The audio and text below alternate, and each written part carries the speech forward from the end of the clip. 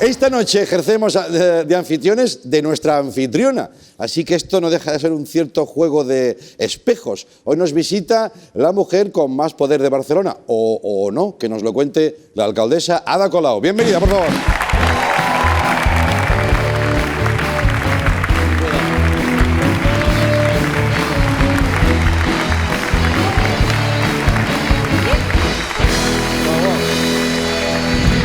Bienvenida.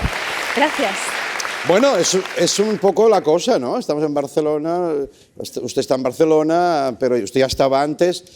Bueno, Tú también estabas, pero te fuiste. Yo creo que estaba antes también, en fin, vamos por ahí la cosa. ¿Cómo está? Muy bien. ¿Bien? Sí, muy contenta de estar. ¿Le tuteo o de usted tuteo? Yo ¿no? prefiero tuteo, sí. Mejor el tuteo, ¿no? Sí, lo de usted te hace un poco mayor, sí. Y es verdad, sí. Oye, ¿es verdad que eres la persona más poderosa de Barcelona? Pues no tiene una respuesta sencilla esto. Ya. Hombre, digamos que yo creo que ahora el poder ha cambiado, ¿no? Ha evolucionado y no es como, digamos, en la época feudal, donde había un señor feudal que lo mandaba todo y estaba todo muy claro. Sí. Ahora no está tan claro, ¿no? Y hay algunos poderes que son visibles, como por ejemplo el que pueda tener un gobierno municipal, que lo tienes porque te vota la gente y es democrático y te pueden pedir explicaciones y tienes que rendir cuentas. Y luego hay otros poderes menos democráticos, que no se eligen, que son menos visibles, pero que mandan bastante, ¿no? Ya. Y bueno, tú también tienes poder, ¿no? Los medios de comunicación hoy en día tienen bastante poder. Ostras, yo poco, creo. Lo que es... Sí, por una parte dices, ay, mira, pero luego... Los poderes fácticos, ¿no? Esa cosa abstracta que siempre estuvo ahí. Bueno, abstracta, pero que por poner un ejemplo muy concreto, ¿no? Pues cuando gana una candidatura nueva como la nuestra, contra todo pronóstico, ¿no? Porque muy poca gente pensaba que pudiéramos ganar, pues de repente se generó una especie de opinión pública como aparentemente de forma espontánea, donde iban a caer las 7 plagas en Barcelona, se iba a paralizar la economía, esto iba a ser el caos, ¿no? Pues no sé, alguien movía los hilos, ¿no? Para que se dijeran esas cosas y bueno, luego por suerte las cosas no van tan mal. Era como que en la narración democrática más o menos conocida no encajaba la nueva historia, ¿no? Sí. Los activistas... Había un contraste de relatos allí, sí. Sí.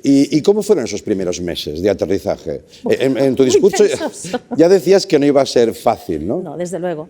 Bueno, tiene cosas muy bonitas, no quiero parecer quejica, o sea, hay cosas muy bonitas, hemos aprendido lo que no está escrito, o sea, se ha aprendido muchísimo, vives en primera línea, una ciudad maravillosa como es Barcelona, conoces a un montón de gente estupenda que hace un montón de cosas en esta ciudad, o sea que hay muchas cosas buenas. Luego, la dinámica institucional tiene una serie de inercias y de cosas que para quienes no veníamos ni de un partido político, claro, es que fíjate que yo llevo un año de primeras veces, ¿no? Porque por primera vez me presenté a unas elecciones, por primera vez hice mítines, jamás había hecho un mítin, por primera vez hice debates electorales, por primera vez me presenté a unas elecciones, por primera vez ganamos.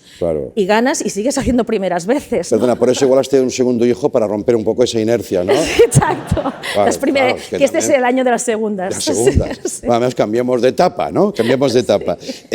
Cuando llegasteis al ayuntamiento, vuestro pequeño grupo, porque al final la gente cree que llega un equipo de 25.000 regidores. No es así. Y no es así, pero ponéis un folio que pone no olvidemos quiénes somos y por qué estamos aquí. Sí. Pero luego hay una metáfora curiosa, que este folio sigue colgado. Sí, en el despacho de alcaldía, en la puerta. Exacto, y nosotros preguntábamos al equipo, ¿por qué no se le ha dado ya un tratamiento como más estable? No sé, enmarcarlo, colgarlo, y nos dicen no, porque no se puede hacer, todo está protegido. El patrimonio, claro. ¿Y no te parece un poco metafórico decir, vamos a cambiar las cosas, pero el cartel que nos recuerda que debemos cambiarlas no puede ser estable? ¿No? Puede ser estable, pero ahí está el cartel. Pero está el cartel, ahí está el cartel y sigue ahí, donde tiene que estar. O sea, y nos recuerda que efectivamente... Y lo veis cada día, ¿eh? Sí, cada día. Abro la puerta y lo veo. Ya.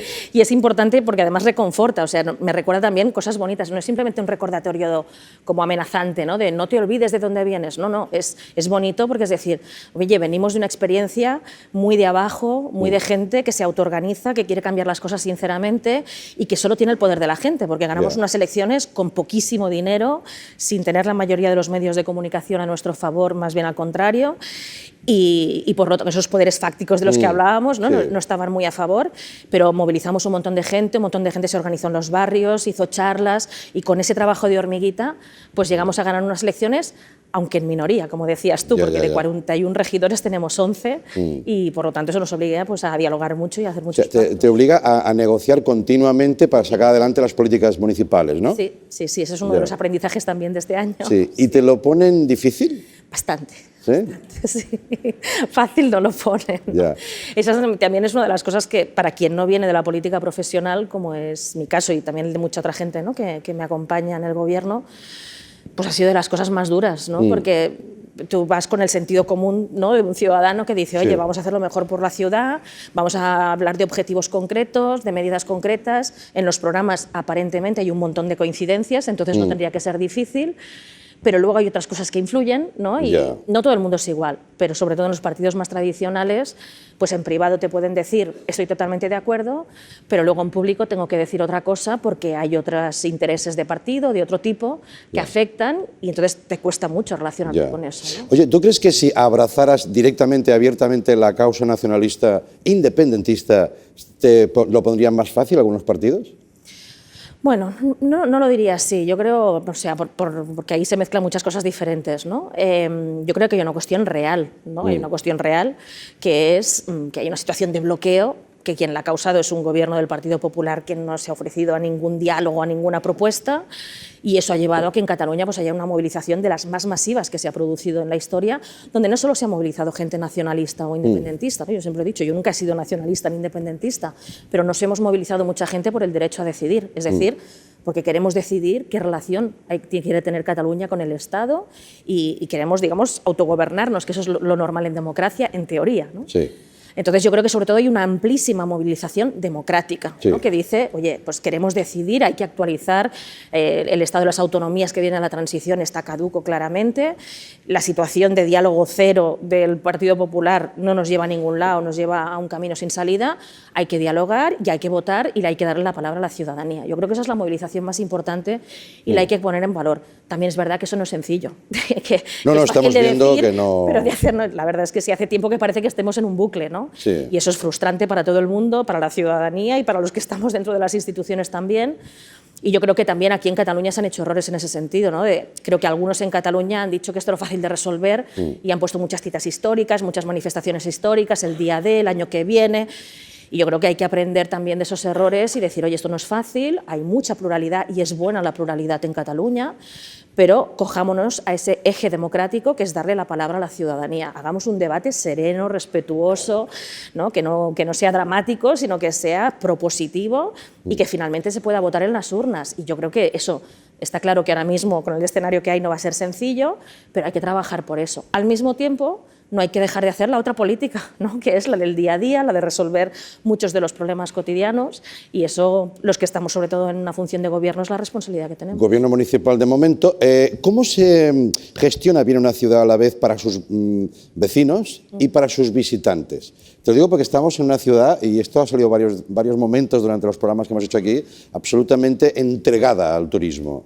No sé si conquistada, no sé cómo utilizar el verbo. Bueno, te diré más. Nosotros hemos alquilado el teatro a Airbnb a unos japoneses que me parece que los podemos ver, están durmiendo, o sea, ahí los tienes. ¿Tenéis licencia o no tenéis licencia? Sí, tenemos licencia. Hola, ¿qué tal? ¿Todo bien? ¿Todo en orden? ¿Licencia? Sí, si preguntan licencia, ¿eh? Licencia. Bueno, pero en serio, bromas aparte, ¿esto es un epicentro continuo o una balanza? No lo sé. Será uno de los temas estrella, ¿no? Es uno de los temas estrella. De hecho, nosotros nada más llegar al gobierno lo pusimos sobre la mesa no por nosotros, sino porque la ciudad lo estaba pidiendo hace mucho tiempo, sobre todo los barrios más céntricos que tienen... O sea, el turismo es bueno, a todos nos gusta tener una ciudad cosmopolita, abierta, querida en el mundo, que nos vengan a visitar, eso nos gusta, ¿no? Sí. Y nos gusta ir a otros lugares también a visitarlos. Lo que ocurre es que si eso se hace de forma descontrolada, desequilibrada, como ha pasado en los últimos años, pues se genera un efecto de turismo de masas, que es lo que también hemos sufrido, sobre todo en algunos barrios céntricos, que genera un desequilibrio que es malo para todo el mundo. Es malo para los ciudadanos, ¿no? Que ven pues, cómo suben los alquileres, cómo sube la presión inmobiliaria, cómo cierra el comercio de proximidad y se transforma la ciudad casi en un parque temático en algunas zonas, y por lo tanto es malo para la ciudad, pero es malo también para el visitante. Es muy interesante porque hace poco hicimos una encuesta a 6.000 turistas y daban un notable muy alto, casi sobresaliente a la ciudad, decían que les encantaba la ciudad, y cuando se les preguntaba a los propios turistas qué es lo que menos les había gustado, decía que habían visto demasiados turistas. O sea, estamos de acuerdo, entonces que hay que buscar un equilibrio. Anda que no. Tanto los ciudadanos como los turistas estamos de acuerdo en que la gente quiere venir a ver una ciudad real, no una ciudad que sea mentira. Entonces hay que hacer una ciudad que sea amable con sus vecinos y por lo tanto que tenga alquileres razonables, que tenga comercio de proximidad, que tenga vida en sus barrios y también amable con el visitante. Y hay que buscar un equilibrio y por lo tanto hay que controlar el crecimiento de los hoteles, de los apartamentos turísticos ilegales y todas esas cosas. Ya. Suerte. Suerte. Oye, hemos avanzado bastante. Suerte. No. Es un temazo.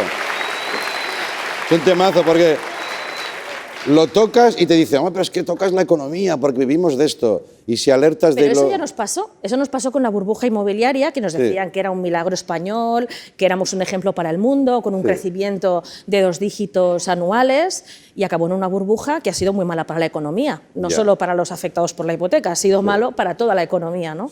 Entonces, aquí estamos diciendo lo mismo. Para cuidar la propia actividad turística hay que pensar a medio y largo plazo y hay que ordenarla y hay que equilibrarla. Entonces, eso es bueno para todos y también para la actividad económica. Oye, Ada, ¿cómo llevas las críticas? ¿Eres buena fajadora, encajadora? Sí, o sea, las encajo porque va con el cargo y eso lo tienes claro, o sea, que ya no representas solo, no te lo tomas personalmente, ¿no? Sino que dices, bueno, con el cargo, pues por muchos motivos te van a criticar y por lo tanto lo asumes. No, por ejemplo, cuando te critica la plataforma de afectados por la hipoteca, ¿no? Que era algo que también se veía venir, ¿no? Cuando decían, bueno, está muy bien el activismo, pero ya verás cuando esté en el gobierno. Pero esas son las críticas que se llevan mejor, porque son las críticas de buena fe, son las críticas de colectivos, la plataforma como pueden ser entidades vecinales u otras, que hacen su función en democracia, que es exigirle a cualquier gobierno, municipal, autonómico, el que sea, le exigen más, le exigen que haga el máximo posible por garantizar derechos. Y gracias a eso las democracias avanzan. Y nosotros lo hemos dicho siempre, o sea, que haya ciudadanía organizada reclamándole a los gobiernos que hagan el máximo posible en favor de los derechos fundamentales, eso es imprescindible para que nuestra democracia funcione. Y por lo tanto esas críticas de buena fe son las que mejor llevas, las que llevas peor son las de mala fe, ¿no? Pero y no te bulle la sangre, porque claro, tú fuiste activista y además muy cañera. Tú eras de las que cuando te plantabas en un sitio empezaban un poco a temblar las cosas y ahora estás como alcaldesa. Y en esta ciudad hay una media de 8 desahucios diarios. Y me imagino que te debe bullir la sangre, ¿no? Claro, bueno, estamos haciendo un montón de cosas dentro de la institución, o sea que tienes la parte positiva de decir, pues no sé, por ejemplo, estamos paralizando muchísimos más desahucios de los que se paraban antes, ¿no? O sea, solo este año hemos más que duplicado los desahucios parados por parte del ayuntamiento respecto al año pasado.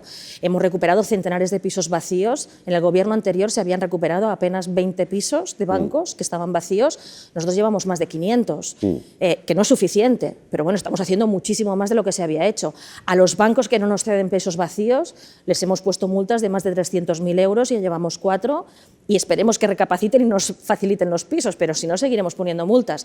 Entonces, evidentemente no todo depende de ti, hay competencias, ojalá pudiéramos cambiar la ley nosotros, pero eso solo lo puede hacer la Generalitat y el Estado, entonces ahí vives los límites también del poder, ¿no? Porque hay muchas competencias que no son tuyas.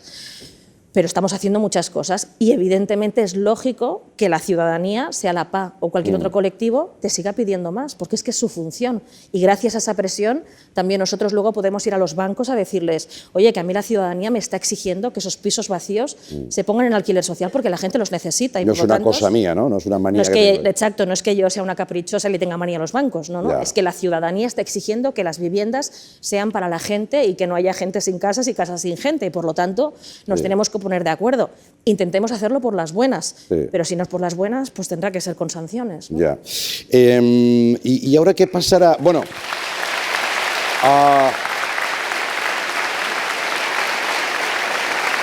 siempre se ha dicho, ¿no? Nunca gobernarás a gusto de todos. La cosa, me imagino, que es encontrar tu rumbo, tu honestidad dentro de tu gestión política, ¿no? Pero a gusto de todos nunca, ¿eh? Nunca. Si no, claro, iríamos todos juntos, ¿no? Claro. Viviríamos todos juntos y eso no puede ser. No, muy incómodo. ¿Qué va a pasar ahora? Porque vemos que has atravesado el espejo, estás en la vida pública y dicen los que te siguen de cerca que esto no acabará en la alcaldía. que tú puedes llegar mucho más lejos. Pues fíjate, qué manía con esa idea de ir más lejos, ¿verdad? Sí. Porque yo creo que estar en la alcaldía de mi ciudad es, vamos, no me lo había planteado yo nunca. Ya. Y me parece de lo más importante que se puede hacer en la vida y por lo tanto lo único que estoy pensando es intentar ser la mejor alcaldesa posible para la ciudad, en el sentido de ser lo más útil posible, y yo jamás me he planteado ir a otro lado. Pero es verdad que están pasando muchas cosas, que están cambiando muchas cosas, ¿no? Y que está cambiando el sistema de partidos, y no solo el sistema, no están cambiando las siglas, no están cambiando las caras. O sea, yo creo que está habiendo un cambio profundo que todavía tardaremos mucho tiempo en acabarlo de entender. O sea, que la ciudadanía está diciendo que queremos ser más protagonistas, ¿no? Y que hay que actualizar las formas de hacer política. Y ahí, cuando surge la novedad, pues bueno, focalizan en ti, pero luego serán otras caras. Afortunadamente habrá mucha otra gente. Y yo de verdad que ahora mismo no me estoy planteando otra cosa que ser la alcaldesa. No, yo lo digo por si, sabes que Iglesias y Errejón están todo el día, son Pimpinela, están ahí todo el rato peleándose, a lo mejor tiene que venir una mujer y decir, por favor, ¿os queréis callar un poco? Me pongo yo aquí delante. ¿No te han tentado la política española? No me han tentado, y además yo lo he dicho siempre en privado y en público, que me he comprometido a ser alcaldesa de la ciudad y que tengo que hacerlo lo mejor posible y por lo tanto no estoy pensando en otra cosa. Oye, tu hijo nacerá en primavera, ¿no? Sí. ¿Y cómo quieres que sea esta Barcelona que descubra, en la que va a vivir? La Barcelona en la que va a vivir, pues la Barcelona en la que va a vivir es bonita, pero todavía tiene que reducir mucho las desigualdades que se han disparado con la crisis, ¿no? O sea, se genera mucha riqueza en esta ciudad, pero no está bien repartida y demasiado trabajo precario. Hay, pues eso, demasiada gente que no puede acceder a la vivienda por unos precios del alquiler que se han disparado, por eso le estamos pidiendo al Estado que nos deje regular los alquileres como han hecho en París o en Berlín, porque es que si no, de facto, es eso, el ayuntamiento hace muchas cosas, pero hay esas especies de leyes de mercado que le llaman, inversores extranjeros que vienen aquí y compran edificios enteros, que hacen subir el precio de la vivienda y que hacen que la gente joven, ¿no? Como también serán mis hijos, ¿no?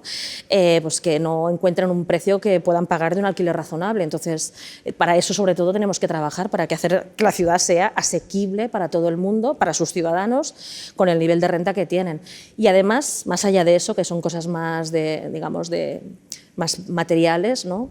Pero a mí me gustaría que cuando te pregunten por ser alcaldesa, pues o por el gobierno municipal, más allá de la figura individual, o sea, que no se trate tanto solo de, o sea, que superemos un poco esa competitividad que hay en la política y esa idea de la política asociada tan al poder, y que, por ejemplo, pues gobernar una ciudad tenga mucho más que ver con cuidar la ciudad y con cuidarnos los unos a los otros, ¿no? Ojalá consigamos entre todos que la política tenga que ver con eso, con el cuidarse y entre todos hacer la ciudad mucho más humana. Pues no queda trabajo, amigos, no queda trabajo.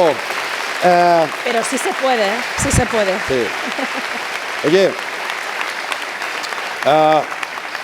nosotros estamos estudiando desplazarnos más a menudo a Barcelona. Te puedo llamar en cualquier momento. Claro, ¿no? que sí, Tú eres de nos las que coge el encantaría. teléfono, ¿no? Hombre, lo intento. No siempre se puede coger el teléfono, pero... Buscamos aquí una cosa, ¿no? Sí. Sí, yo siempre encantada. Vale. Lo ha dicho la alcaldesa, ¿eh? Ada Colau, que tengas mucha suerte. Gracias por venir, gracias.